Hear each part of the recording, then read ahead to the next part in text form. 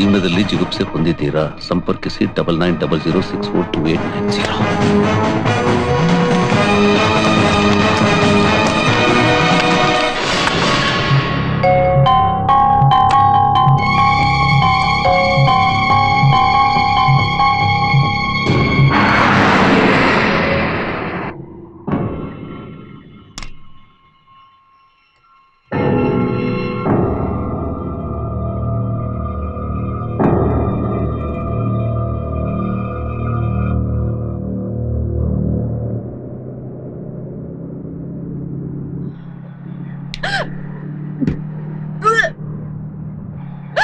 ಗಾಡಿ ನಿಲ್ಸಪ್ಪ.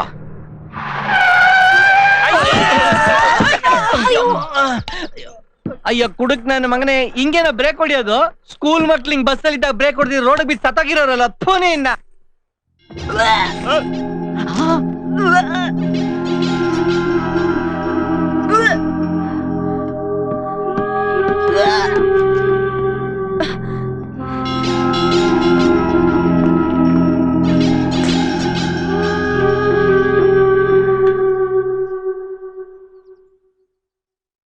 ಏನಾಯ್ತು?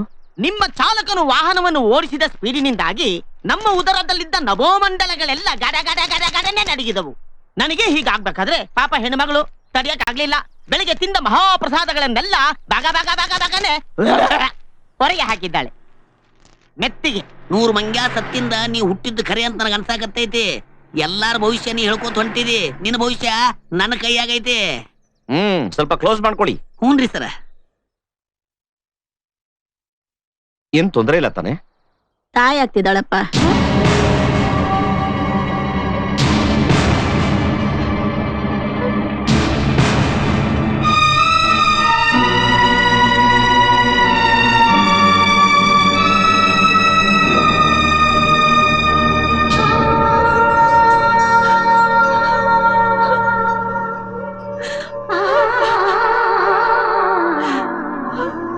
ಒಂದು ಹೆಣ್ಣು ಮಗಳು ಗರ್ಭವತಿ ಆಗಿದ್ದಾಳೆ ಅಂದ್ರೆ ಎಲ್ಲರೂ ಸಂತೋಷ ಪಡುವಂತ ವಿಷಯ. ನೀನ್ ಯಾಕೆ ಅಳ್ತಿದ್ಯಾ ತಾಯಿ? ಈ ವಿಷಯ ನಿನ್ನ ಗಂಡನಿಗೆ, ನಿಮ್ಮ ಫ್ಯಾಮಿಲಿಗೆ ಎಲ್ಲರಿಗೂ ಗೊತ್ತಾದ್ರೆ ಎಷ್ಟು ಸಂತೋಷ ಪಡುತ್ತಾರೆ ಗೊತ್ತಾ?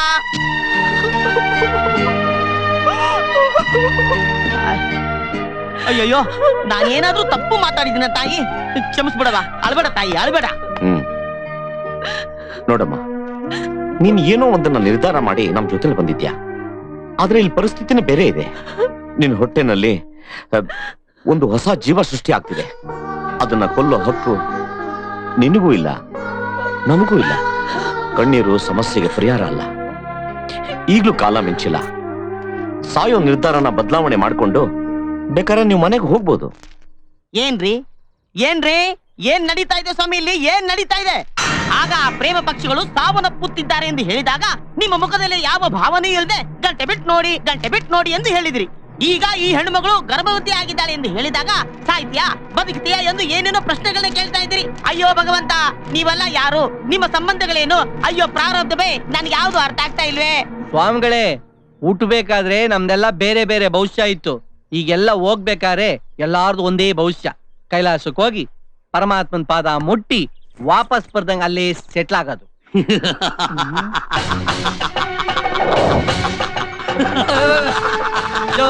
ಯಮಧರ್ಮಂತರ ನಗ್ಬೇಡಯ್ಯ, ಭಯ ಆಗುತ್ತೆ. ತಿಳಿದಂತ ಮನುಷ್ಯ, ನಿನಗೇನಪ್ಪ ಅರ್ಥ ಆಯ್ತು? ಏನಪ್ಪ ಅದು, ಏನಪ್ಪ ಅದು? ಹೀಗೆ ಮುಂದೆ ಬಸ್ಸು ಸಾಗುತ್ತಾ ಸಾಗುತ್ತಾ ಹೋದರೆ ಒಂದು ಗೊಂಡಾರಣ್ಯ ಸಿಗುವುದು. ಆ ಗೊಂಡಾರಣ್ಯದಲ್ಲಿ ಎತ್ತರವಾದ ಒಂದು ಗಿರಿಪರ್ವತ ಉಂಟು. ದಗದಗನೆ ದಗದಗನೆ ಬಸ್ಸು ಹತ್ತಿ ಅಲ್ಲಿಂದ ಪ್ರಪಾತಕ್ಕೆ ಜಿಗಿಜಿಗಿದು ಬಿದ್ದು ನಮ್ಮ ಪ್ರಾಣ ಪಕ್ಷಿಯು ಭಗವಂತನ ಪಾದ ಸೇರುವುದು. ಈ ಪ್ರಕಾರವಾಗಿ ಹೇಳ್ಬೇಕಾದ್ರೆ ನಮ್ಮ ಬದುಕು ಶ್ರೀಮದ್ ರಮಣ ಗೋವಿಂದ ಅಯ್ಯೋ, ನಿನಗೆ ಕುಷ್ಠರೋಗ ಬರ, ನಿನ್ ಕೈ ಕಾಲು ಬಿದ್ದೋಗ, ನಿನ್ ಕಿಡ್ನಿ ಹಾಳಾಗೋಗ, ನಿನಗೆ H1N1 ಬರ, ನಿನಗೆ ಚಿಕನ್ ಗುಣಿಯ ಬರ, ನಿನಗೆ ಮಲೇರಿಯಾ ಗೊನೇರಿಯಾ ಬಂದು ಚಾಪಲ್ಲಿ ಸುತ್ಕೊಂಡು ಹೋಗ, ನಿನಗೇನೋ ಸಾಯೋ ಅಂತ ದೊಡ್ಡ ರೋಗ ಬಂದಿದೆ. ಯಾಕೆ ಸ್ವಾಮಿಗಳೇ ಅರ್ಕತೆ ಭಾಷೆ ಹೊಂಟೋಯ್ತು?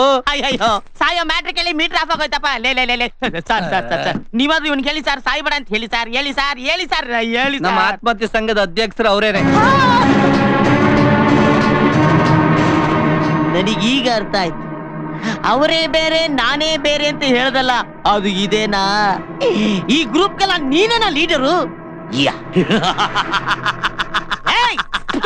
ಮುಚ್ಕೊಳ ನಿನ್ ನವರಂಧ್ರಗಳನ್ನ. ನನ್ಗೆ ಬರೋ ಕೋಪಕ್ಕೆ ನಾನು ಮರದ ಎಕ ತಗೊಂಡು ಬರ್ದಾಕ್ಬಿಡ್ತೀನಿ.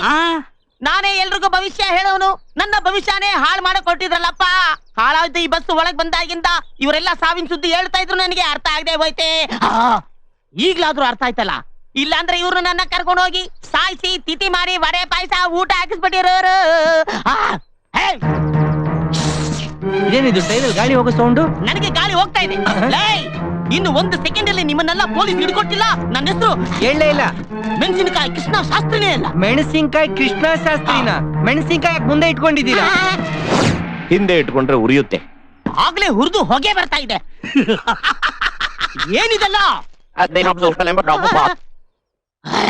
ಸಾರಿ.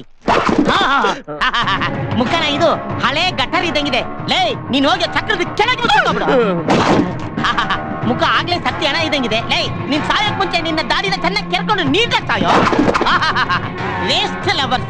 ನೀವ್ ಸಾಯಕ್ ಮುಂಚೆ 2 ಮಕ್ಕಳಿಗೆ ಜನ್ಮ ಕೊಟ್ಟಾದ್ರೂ ಸಾಯಿರಿ, ಭೂಮಿಗೆ ಭಾರವಾಗಿ ಇರ್ಲಿ. ಅಮ್ಮ ನಿಂದು ಮುಗುದೈತಮ್ಮ. ಅಟ್ಲೀಸ್ಟ್ ನಿನ್ ಹುಟ್ಟೋ ಮಗುಗೆ ಈ ಭೂಮಿ ನೋಡೋ ಭಾಗ್ಯನಾದ್ರೂ ಕೊಡಮ್ಮ. ಪ್ರಾಣಿ ಹಿಂಸೆ ಮಾಡಬೇಡ. ಊರು ಹೋಗೋನುತ್ತೆ, ಕಾಡು ಬಾ ಅನ್ನುತ್ತೆ. ನೀವಿಬ್ರು ಬೆಟ್ಟದ ಮೇಲೆ ಹೋಗಿ ಬಿದ್ದೆ ಸಾಯ್ಬೇಕಾ? ಇದೇ ಗಾಡಿಯಲ್ಲಿ 3 ದಿವಸ ಜರ್ನಿ ಮಾಡಿದ್ರೆ ಕೂತ್ಕೊಂಡೇ ಸತ್ತೋಗಿರ್ತೀರ. ಪ್ರಾರಬ್ಧಗಳೇ, ಕೂತ್ಕೊಳ್ಳ ಕೆಳಗೆ. ನೀನ್ ಈ ಭೂಮಿಲಿ ಇರೋದೇ ವೇಸ್ಟ್ ಕಣೋ. ಗಾಡಿ ರನ್ನಿಂಗ್ ಎಲ್ಲ ಬಿದ್ದು ಸತ್ತೋಗ್ಬಿಡ. ಅಯ್ಯೋ ಪರಮಾತ್ಮ, ಗೋವಿಂದ ಮುಕುಂದ. ಗೋವಿಂದ ಮುಕುಂದ ಮಗಳ ಪೊಲೀಸ್ ಸ್ಟೇಷನ್ ಹೋಗ್ಯಾ? ನಾ ಹೊರಗೆ ಹೋಗಕ್ ಬಿಟ್ರೆ ಹೌದಲ್ ನೀವು ಹೋಗದ? ಲೇಲೇ ನನಗ್ ಸಾಯಿಗೆ ಇಷ್ಟ ಇಲ್ಲ ಕಣ. ನನಗ್ ಬದುಕ್ಬೇಕು, ಬಿಟ್ಬಿಡಲೇ ಬಿಟ್ಬಿಡ. ನೀನ್ ಅಂಡೆ ತಳ್ಕೊಂಡ್ ನಮಸ್ಕಾರ ಬಿಟ್ಬಿಡಲೇ ಧರ್ಯಾ. ಅಲ್ಲ ಮಗಳ, 1 ನಯಾ ಪೈಸಾ ಖರ್ಚಾಗ್ಲಾರ್ದಂಗ ಇನ್ನಿ 2 ತಾಸ್ನ್ಯಾಗ ಡೈರೆಕ್ಟ್ ನಿನ್ ಸ್ವರ್ಗಕ್ಕೆ ಕರ್ಕೊಂಡು ಹೋಗ್ತೀನಿ. ಇಲ್ಲಿ ನೀನೇನು ಅನುಭವಿಸೇ ಇಲ್ಲ. ಸ್ವರ್ಗದಾಗ ಗೊಂಚಲು ಮುತ್ತೈದರ ಹಿಂಡ ಐತಿ. ಬಡಿ ಅಲ್ಲೇನು ಗಬ್ಬೆಬಸ್ತಿ ಎಬಸ್ತು. ಕ್ಯಾಮ್ರಾನ ಇಲ್ಲ. ಮನೆ ಹಾಳಾಗೋಗ ಸರ್. ನೀವಾದ್ರೆ ಹೇಳಿ ಸರ್. ಪ್ರವಚನ ಮಾಡಕ್ಕೆ ಕೇಬಲ್ ಚಾನೆಲ್ ಅವ್ರ ಹತ್ರ ಅಡ್ವಾನ್ಸ್ ತೊಗೊಂಡಿದ್ದೀನಿ ಸರ್. ಲೈವ್ ಪ್ರೋಗ್ರಾಮ್ ಬೇರೆ ಇದೆ ಸರ್. ಮೇಡಮ್ ಸ್ವಲ್ಪ ಬಿಡಿಸಿ. ಅಯ್ಯೋ ನಿಮ್ ಮನೆಗಳು ಹಾಳಾಗೋಗ. ಒಬ್ಬ ಪಂಡಿತನ್ನ ಕರ್ಕೊಂಡು ಹಾಳು ಮಾಡ್ತೀರಲ್ಲ, ಸಾಯಿಸ್ತಿರಲ್ಲೋ. ನೀವೆಲ್ಲರೂ ಚೆನ್ನಾಗಿರ್ತೀರಾ? ಕಳಿಸ್ರಿ ಅವ್ರನ್ನ. ಹೆದರ್ಕೊಂಡು ಗಾಡಿನೆಲ್ಲ ಒಂದ ಮಾಡ್ಬಿಟ್ಟಿದ. ನಿಮ್ಮ ತೊಳಿತೀರಿ. ಅಪ್ಪ ಪರಮಾತ್ಮ, ಗೋವಿಂದ ಮುಕುಂದ, ಇವರೆಲ್ರಿಗೂ ಒಳ್ಳೆ ಸಾವು ಕೊಡಪ್ಪ. ಬರ್ಲಣ್ಣ. ನಮಸ್ಕಾರ. ಅಯ್ಯ ದಡಿಯ ನನ್ನ ಮಗನೇ. ಈ ಮಹಾ ಪಂಡಿತನ್ನ ಗೋಳ್ಬಿಕೊಂಡಿದ್ಯಾ ಅಲ್ವೇನೆಲೆ? ನೀನು 1 ತಾಸಲ್ಲೇ 1 ಸೆಕೆಂಡ್ ಸತ್ತೋಗ್ತೀಯ ಮಗಳೇ. ಇದು ನನ್ನ ಶಾಪ ಕಣೆ, ಮಹಾನ್ ಶಾಪ. ಹಾಗೆ ನೀ ಅಂದಂಗ ಆಗ್ಲಿ ಹೋಗು. ಹೋಗಲೇ ಹೋಗ, ಎಲ್ರು ಹೋಗ್ರ. ಹೋಗಿ ಹೋಗಿ ಹೋಗಿ ಹೋಗಿ ಬೇಗ ಸತ್ತೋಗ್ರಿ. ಆಹಾ ಮಕ್ಕಳು ನೋಡ್ರಿ, ಎಲ್ರಿಗೂ ಸತ್ಯ ಹಣ ಇದ್ದಂಗ ಐತಿ. ಶಾಬುಚ್ಚಿ ಮುಂಡೆವು. ಲೇ 1 ತಾಸಲ್ಲೋ 1 ಸೆಕೆಂಡ್ ಅಲ್ಲಿ ಎಲ್ರು ಸತ್ತೋಗ್ತೀರಾ. ಹಾಳಾಗೋಗ್ರಿ.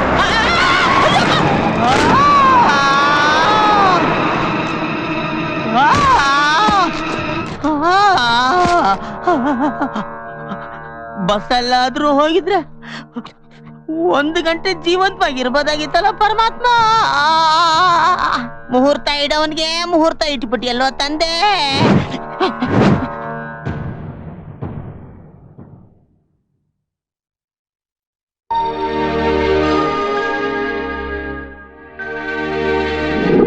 ರೀ, ನಿಮ್ಗೇನ್ ಬೇಕು?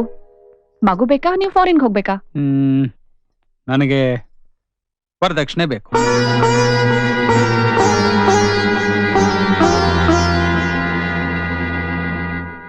ಬೇಜಾರ್ ಮಾಡ್ಕೊಂಡ್ಯಾ? ಹೇಯ್, ನಾನ್ ತಮಾಷೆ ಮಾಡ್ದೆ.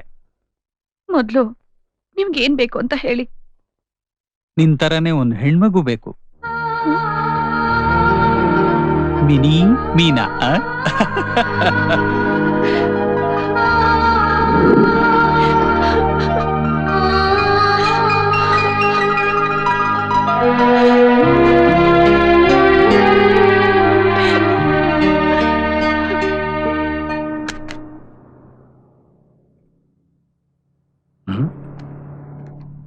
ಚೀಟಿ. ನನಗೆ ಸಾಯಲು ಇಷ್ಟವಿಲ್ಲ. ಗಾಡಿ ನಿಲ್ಸಯ್ಯ. ಏನಿದು? ಪೇಪರು. ಒಳಗಡೆ ಏನಿದೆ? ಯಾರಿಗ್ ಗೊತ್ತು? ಓದಯ್ಯ ಇದ್ನ. ನನಗೆ ಸಾಯಲು ಇಷ್ಟವಿಲ್ಲ. ಹಂಗಂತ ಇದ್ದಿದ್ರೆ ತೊಲಗೋಗ್ತಾನೆ. ಚೀಟಿ ಬರ್ದು ನನ್ನ ಹತ್ರ ಯಾಕೆ ಯಾವನು ಬರೀತಾನೆ? ನೀನೇ ಬರ್ದ್ ಹಾಕೊಂಡು ನನ್ನ ಹೆಸರು ಹೇಳ್ತಾ ಇದೀಯಾ? ಬರೆಯೋದಕ್ಕೆ ನನ್ನ ಹತ್ರ ಪೆನ್ ಇದೆ ನೋಡಯ್ಯ. ಏಯ್, ಮುಂದಾಯಿಸೋ ಚೀಟಿ ನಡ್ಸೋ ನೀನು, ಚೀಟಿ ಬರ್ದಿರೋನು ನೀನೆ. ಏ ಗೌಡ, ನನ್ನ ಚೀಟಿ ಬಗ್ಗೆ ಮಾತಾಡ್ಬೇಡ. ಚೀಟಿ ಬಗ್ಗೆ ಮಾತಾಡೋದು ಚೆನ್ನಾಗಿರಲ್ಲ ನೋಡು. ಪಾಪರ್ ಚೀಟಿ ತಗೊಂಡಿರೋ ನೀನೇ ಕಣಲೇ. ಏಯ್ ಥೂ, ಏನ್ರಿ ನಾಯಿಗಳ ಹತ್ರ ಕಿತ್ತಾಡ್ತಾ ಇದೀರಾ? ನಿಮಗ್ ಸಾಯಕ್ ಇಷ್ಟ ಅಂದ್ರೆ ದಾಚೆ ಹೋಗಿ, ನಮ್ಮನ್ನದು ನೆಮ್ಮದಿಗೆ ಸಾಯಕ್ ಬಿಡಿ. ರೇ ಸ್ವಾಮಿ, ಸಾಯುವಂತ ನಿಮಗೇನ್ರಿ ಆಗಿದೆ? Shut up! ನನ್ ವಿಷಯ ನಿಮ್ಗೆ ಯಾಕ್ರಿ? ನಮ್ದು ದುಡ್ಡಿನ ವಿಷಯ ರೀ. ಜನಗಳ ಕೈಲಿ ಸಿಗಾಕೊಂಡ್ರೆ ಕೊಚ್ಚಿ ಹಾಕ್ತಾರೆ. ನಿಮ್ದು ಮನಸ್ಸಿನ ವಿಷಯ. ಹಳೇದಾಗ್ತಾ ಆಗ್ತಾ ಎಲ್ಲ ಮರ್ತು ಹೋಗುತ್ತೆ. ಎಲ್ಲ ಮರಿಯೋ ಹೋಗಿದ್ರೆ ನಿಮ್ ಜೊತೆ ಸಾಯಕ್ ಯಾರಿ ಬರ್ತಾ ಇದ್ರು? ಅಟ್ಲೀಸ್ಟ್ ಇವ್ರ ಪರಿಸ್ಥಿತಿ ನನಗ್ ಬಂದಿದ್ರೆ ಆ ಹುಡ್ಗಿನ್ ಕರ್ಕೊಂಡೋಗಿ ಹೆಂಗೋ ಬದುಕಿರ್ತಿದ್ದೆ. ನಮಗೂ ಇವ್ರ ತರ ಒಳ್ಳೆ ತಂದೆ ತಾಯಿ ಸಿಕ್ಕಿದ್ರೆ ನಾವೇನ್ ಸಾಯಕ್ ಬರ್ತಾ ಇರ್ಲಿಲ್ಲ. ನೋಡ್ರಪ್ಪ, ಈಗ ನೀವೆಲ್ಲ ಅನುಭವಿಸ್ತಿರೋ ಸಮಸ್ಯೆನ ಒಂದ್ ಕಾಲದಲ್ಲಿ ನಾವು ಅನುಭವಿಸಿದ್ವಿ. ಆಗ ಸಾಯ್ಬೇಕು ಅಂತ ಅನ್ಕೊಳ್ಳಿಲ್ಲ. ಆದ್ರೆ ಈಗ ಮೈಲಿ ಶಕ್ತಿನೂ ಇಲ್ಲ, ಧೈರ್ಯನೂ ಇಲ್ಲ.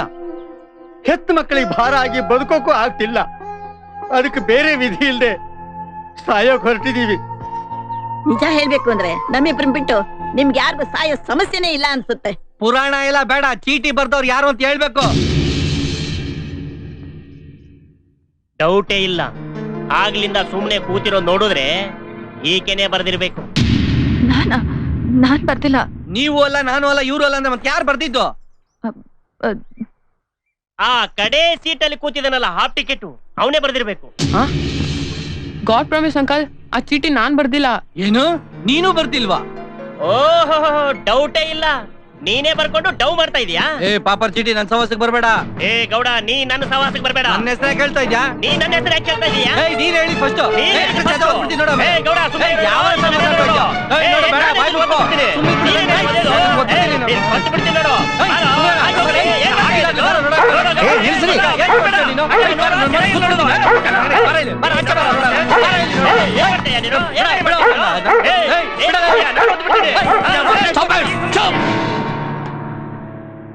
ದಯವಿಟ್ಟು ಯಾರು ಯಾರ ತಪ್ಪನ್ನ ಹುಡ್ಕಕ್ ಹೋಗ್ಬೇಡಿ.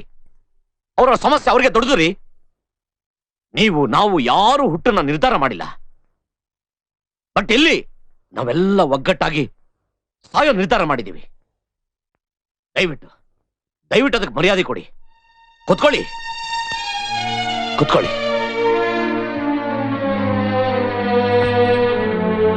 ನಿನ್ ಗಾಡಿ ತೆಗೆಪ್ಪ.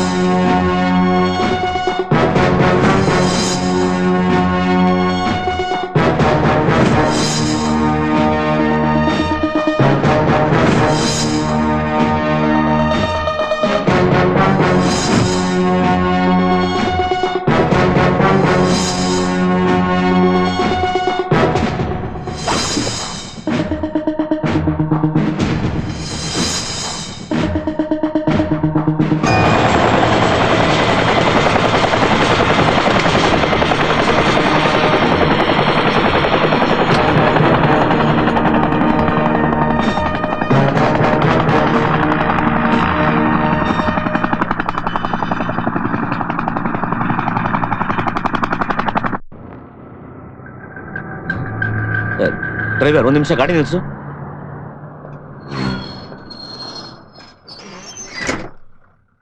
ಎಕ್ಸ್ಕ್ಯೂಸ್ ಮಿ ಸರ್, ನಮ್ ವ್ಯಾನ್ ಕೆಟ್ಟೋಗಿದೆ. ಮುಂದೆ ಬರೋ ಊರವರೆಗೂ ಲಿಫ್ಟ್ ಕೊಡ್ತೀರಾ? ಸರ್, ನಮ್ ಕ್ಯಾಪ್ಟನ್ ಡೆಡ್ ಬಾಡಿನ ಅವ್ರ ಊರಿಗೆ ತಗೊಂಡೋಗ್ಬೇಕಾಗಿದೆ. ಪ್ಲೀಸ್ ಹೆಲ್ಪ್ ಮಾಡಿ ಸರ್. ಬನ್ನಿ ಪ್ಲೀಸ್. Thank you sir.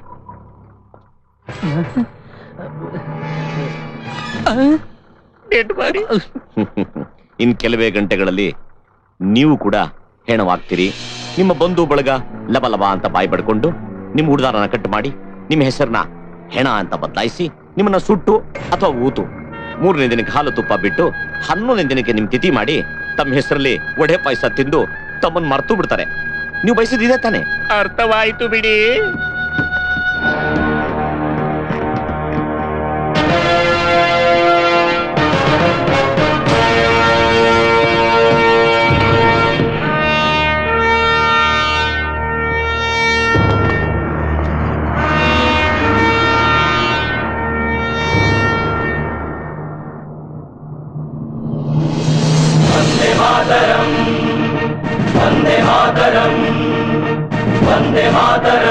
ಇದು ಹೇಗಾಯ್ತು ಸರ್? ನಮ್ಮ ಕಾಶ್ಮೀರದ ಗಡಿಲಿರೋ ಅಮರ್ನಾಥ್ನಲ್ಲಿ 80 ಜನ ಯಾತ್ರಾರ್ಥಿಗಳು ಕನ್ನಡಿಗರನ್ನ ಭಯೋತ್ಪಾದಕರು ತಡೆ ಹಿಡಿದು ತಮ್ಮ ವಶದಲ್ಲಿಟ್ಕೊಂಡಿದ್ರು. ನಮ್ಮ ಸೈನಿಕರು ಆ ಭಯೋತ್ಪಾದಕರ ಅಡುಗುತಾಣದ ಮೇಲೆ ದಾಳಿ ಮಾಡಿದ್ರು. ಆ ದಾಳಿ ಸತತವಾಗಿ 3-4 ದಿವಸ ನಡೀತು. ಆ ಗುಂಡಿನ ಕಾಳಗದಲ್ಲಿ ಆ 80 ಜನ ಯಾತ್ರಾರ್ಥಿಗಳನ್ನ ಬಿಡುಗಡೆ ಮಾಡಿಸಿ ಇವರು ಅವ್ರ ಪ್ರಾಣನ ತ್ಯಾಗ ಮಾಡಿಬಿಟ್ರು ಸರ್.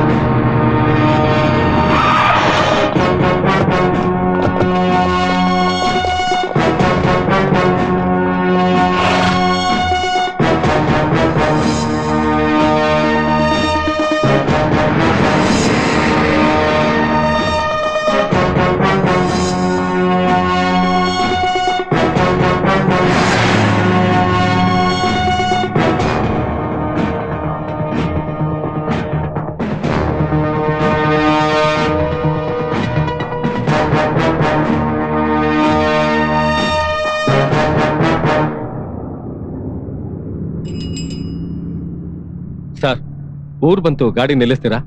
ಓಕೆ. ಏನಪ್ಪ, ಸ್ವಲ್ಪ ಗಾಡಿನ ಸೈಡಲ್ಲಿ ಪಾರ್ಕ್ ಮಾಡು.